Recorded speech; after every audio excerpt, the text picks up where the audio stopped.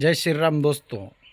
आज मैं आपको इस वीडियो के माध्यम से बताना चाहता हूँ कि हमें जो है कुछ ना कुछ समय अपना निकाल कर, जो बड़े बुज़ुर्ग होते हैं, हमारे घर के हो, मोहल्ले के हो, गांव के हो, कोई भी हो बड़े बुज़ुर्ग, उनके पास बैठना चाहिए।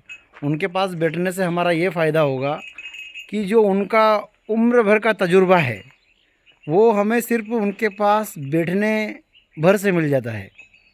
वो हमें जो भी ज्ञान देंगे, जो भी बात बताएंगे, वो हमारे लिए फ़ायदेमंद ही होगी। क्योंकि क्या है, उन्होंने बचपन से लेकर बुढ़ापे तक एक ज़िंदगी जी होती है, उसका उन्हें एक नॉलेज होता है जिसका कि हमें डायरेक्ट फ़ायदा मिल जाता है। वो हम मैं आपको कैसे बताऊं, जैसे कि ए प्लस बी का होल स्क्वायर उसका बराबर होता है A square plus B square plus two A B, इस तरीके का होता है। तो ये जो ए प्लस बी का होल स्क्वायर है, ये निकालते निकालते अपने को पूरी ज़िंदगी निकल जाती है। और अगर हमें फार्मूला याद है कि फार्मूले का आंसर आएगा A square plus B square plus two A B, तो ये फार्मूला जो है उसका हमें याद है कि फार्मूले से इस प्रकार से सॉल्यूशन होगा और उसका फार्मूला इस तरीके से एक्सपेंड होगा। तो ये किस तरीके से फार्मूला एक्सपेंड होता है, मतलब ज़िंदगी किस तरीके से आगे बढ़ती है, ये निचोड़ उन लोगों को पता होता है।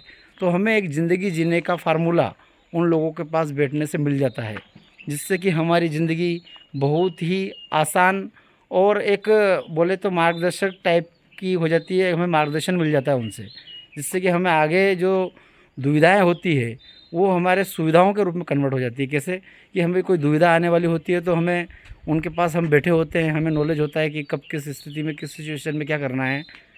ये सब चीज़ें हमें उनके पास बैठने के बाद ही पता चलती है, जिससे कि हमें आगे लॉस होता भी हो पर उस अनुपात में नहीं होगा जिस अनुपात में होना चाहिए, उससे कम ही होगा।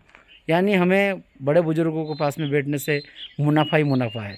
इसलिए हमें हमारे समय में से कुछ ना कुछ समय निकाल कर, 1 घंटा, आधा घंटा, 15 मिनट, 20 मिनट, कुछ ना कुछ समय निकाल कर महीने में, 15 दिन में, 10 दिन में, जब हो सके कम से कम बुज़ुर्गों के पास आधा 1 घंटा तो हमें बैठना ही चाहिए। इससे हमें ज़िंदगी में बहुत ही ज़्यादा फ़ायदा होगा। जय हिंद, जय भारत।